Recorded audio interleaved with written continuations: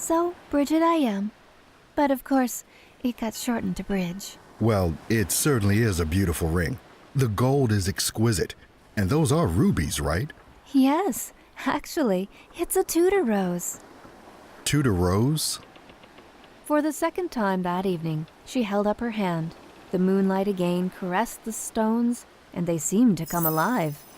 Set in heavy gold, the center gem was a perfect 4-grain, equivalent to a carat, pearl surrounded by 5 slightly smaller rubies which shimmered in the moonlight. It was stunning, but Bridget measured its value by the previous owner, her mother, who wore it on the same finger until she died of cancer when Bridge was 3.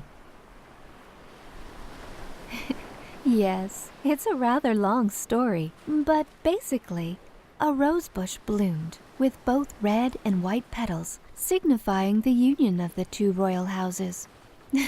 Don't get me started, or I'll talk for hours about it. My hobby is Tudor history, she laughed. Oh, this may interest you, Bridge said, lifting the shawl she now wore and showing him an unusual brooch which was pinned to her gown. Hey, that's an interesting piece of jewelry you have there. Bridget glanced down at the pin and smiled. Yes, actually, it has an amusing story behind it. Upon hearing that I was intending a cruise, which necessitated my, basically, staying within the Bermuda Triangle, my friend Cynthia became frightened. It was superstitious nonsense, of course, but what can you do? So she went to Tiffany's and had it made for me as a good luck talisman. What is it? I can't quite see. It's a 16th century ship. She knows of my love of Tudor history, and this is a replica of one of Henry VIII's ships, named the Mary Rose, after his favorite sister. Here, dangling from the figurehead, is a diamond, supposedly representing the North Star. Here on the back of the ship, on the quarterdeck, is a woman. I guess that's supposed to be me. These scrolls along the waterline are waves and represent that the ship is in a storm. But the woman will be safe, because she has the North Star to guide her. She calls it the storm-tossed ship. Oh! Bridge exclaimed as the yacht lurched. The wind, heretofore a gentle breeze, was picking up, and the sea was becoming choppy. Gazing into the increasingly turbulent waves, Bridge closed her eyes and opened them in disbelief.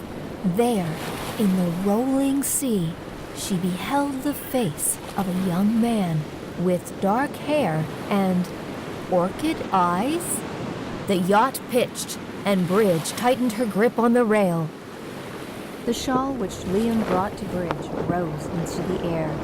She made an attempt to catch it, slipped, and almost fell into the sea, the goblet of wine crashing to the deck, with a splintering sound of shattering glass as red wine coursed down the planks in blood-red streams.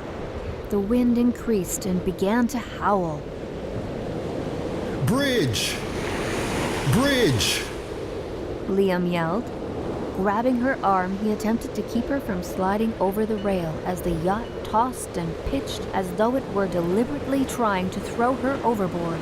Below her, Liam watched in horror as a whirlpool appeared starboard and, like a tornado, began to draw Bridge into its depths.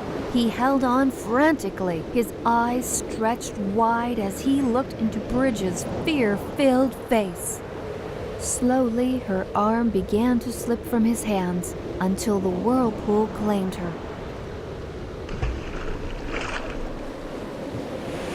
And she was gone. The storm quieted, and the ship ceased its tossing.